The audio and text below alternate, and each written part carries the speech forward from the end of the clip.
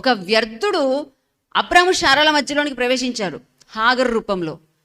దేవుని plan disturb అయిపోయింది. ఎవరో నీ జీవితంలో నీ టైం వేస్ట్ చేయడానికి ప్రవేశించారు నీ లైఫ్లోనికి. కాలం గడిచిపోయింది, వాగ్దానం నెరవేరడానికి ఆలస్యం అయిపోయింది.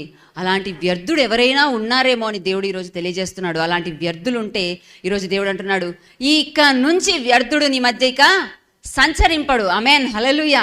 చాలా జాగ్రత్త. వాగ్దానాలు నెరవేరేటప్పుడు సాతాను మధ్యలో ఒక వ్యర్థుని పంపిస్తాడు. అదే నిజం అనుకొని భ్రమపడతాం. ఇస్సాకు పుట్టలేదండి, ఇష్మాయేలు పుట్టాడు. ఎందుకు? తొందరపాటు, ఓర్చుకోలేకపోవడం, వ్యర్థతను అనుసరించి ఆ ఐగుప్తీయుల యొక్క సహవాసము, హాగరుతో వెళ్ళడము, ఇష్మాయిల్కి జననం ఇవ్వడము, దేవుని ప్రణాళిక డిస్టర్బ్ అయింది. ఒకవేళ ఇదే జరిగి ఉండొచ్చు. బాధపడకండి. 2024లో ఏ బ్లెస్సింగ్ చూడలేదు, అనుకున్నవన్నీ ఏది జరగలేదు అనుకుంటూ బాధపడి 2020 సంవత్సరంలో చాలామంది అడుగు పెట్టిండొచ్చు. అబ్రహాములాగా ఒకవేళ తప్పటడుగు వేసి ఉండొచ్చు. 86 సంవత్సరాలు అయిపోయింది, ఇష్మాయిల్ పుట్టేశాడు. ఇంకెక్కడ ఇస్సాకు?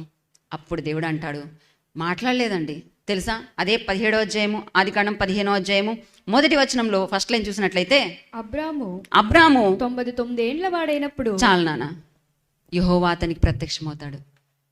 86 ఏళ్ళప్పుడు ఇష్మాయిల్ని అన్నాడు. జాగ్రత్తగా వినండి. 99 ఏండ్లప్పుడు దేవుడు ప్రత్యక్షమయ్యాడంట. 13 సంవత్సరాలు దేవుడు ప్రత్యక్షతను కోల్పోయాడు అబ్రహాం.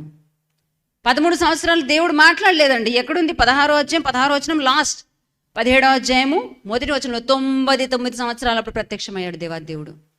13 సంవత్సరాలు ఏం జరిగింది? Silent period.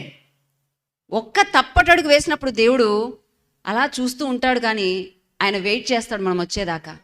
మాట్లాడలేదండి. అబ్రామ్కి ఏ దర్శనం లేదు, ప్రత్యక్షత లేదు. సాగిపోతున్నాడు అంతే. ఇష్మాయిల్ పుట్టాడు, ఆయనే నా కొడుకు అనుకొని, ఇదే వాగ్దానం, ఇదే నా జీవితం అనుకొని అబ్రామ్ వెళ్ళిపోతున్నాడు. దేవుడు చూస్తూ ఉన్నాడు. మన తండ్రి లేట్ చేస్తున్నాడేమో, ఇంకా లేట్ ఏమో, ఆయన చాలా ఆలస్యం చేస్తున్నాడు అని చెప్పి మన ప్రయత్నాలు మనం చేస్తే మనం కనేది, మనం నెరవేర్చుకునేది ఇష్మాయిల్నే కానీ ఇస్సాకుని కాదు. అందుకే దేవుడు అంటున్నాడు, నా సన్నిధిలో నువ్వు నిందారహితంగా ఉండు అబ్రామ్. నింద పడ్డావు, నిందలు వచ్చాయి. ఏమని? అబ్రామ్ మంచివాడే అనుకున్నాం, కానీ సైడ్ క్యారెక్టర్ ఉంది అబ్రామ్కి, ఉంది హాగరు. ఇలాంటి మాటలు వచ్చాయి. అబ్రామ్ జాగ్రత్త, నువ్వు అనేక జనాలకు తండ్రివి, నింద అనుభవించడానికి వీల్లేదు, నింద తీసేసుకో, జాగ్రత్తగా మసులుకో అని దేవుడు వార్నింగ్ ఇచ్చి అప్పుడు అంటున్నాడు, నీ పేరు బాగాలేదు కానీ అబ్రహాం ఇక నుంచి. ఆమేన్, హల్లెలూయా. ఈరోజు దేవుడు మనతో కూడా మాట్లాడుతున్నాడు. ఇంతవరకు నువ్వు ఎలాంటి పరిస్థితుల గుండా మసిలేమో, మన సొంత ఆలోచనలు, సొంత ఇష్టాల గుండా వెళ్ళిపోయేమో, దేవుడు అంటున్నాడు, అక్కడ ఆగిపో, నింద పడద్దు, ఎవరితో మాట పడద్దు, చాలు. 2024 సంవత్సరమే చాలు. ఇక మరలా నువ్వు రిపీట్ చేసుకో దా నిందను. నీ మీద నుంచి నేను తొలగిస్తున్నాను, నీ పేరు మారుస్తున్నాను. నీ పేరిక నుంచి అబ్రహాము. నిన్ను అనేక జనాలకు చూపించాలనుకుంటున్నాను. 4 గోడల మధ్య నువ్వు ఆలోచిస్తున్నావు. నీ బ్రెయిన్లో చిన్న ఆలోచన ఉంది, ఏదో ఇది చేసుకుంటే సరిపోతుందిలే, ఏదో ఇంత చాలే నాకు ఇంత అని నువ్వు సాటిస్ఫై అవుతున్నావు, కానీ నీ పట్ల నా ప్రణాళికలు భూమి కంటే ఆకాశం ఎంత ఉన్నతంగా ఉందో అలా ఉన్నాయి. అబ్రామ్ ఎక్కడున్నావు? ఇష్మాయిల్ చూసుకొని మురిసిపోతున్నావు. లేదు, ఇస్సాకుని ఇస్తాను నేను, నీ ముఖంలో నవ్వు పుట్టిస్తాను నేను. ఆమేన్, హల్లెలూయా. కానీ చేయాల్సింది ఏంటంటే, యెషయా గ్రంథం 52వ అధ్యాయం 1వ వచనం చూసినట్లయితే, ఇక మీదట సున్నతి పొందని వాడొకడైనను అపవిత్రుడొకడైనను నీ లోపలికి రాడు. ఆమేన్, హల్లెలూయా. ఇక మీదట మనం చేయాల్సింది ఏంటి? అబ్రహాంలాగా దీవించబడాలి, పేరు మార్చబడాలనేటువంటి ఆశ ఉంది. మనం చేయాల్సింది ఏంటంటే, సున్నతి పొందని వాళ్ళని, అపవిత్రులైన వాళ్ళతో సహవాసాన్ని కట్ చేసుకోమని దేవుడు చెప్తున్నాడు. ఈరోజు 2024 గడిచిపోయిందండి.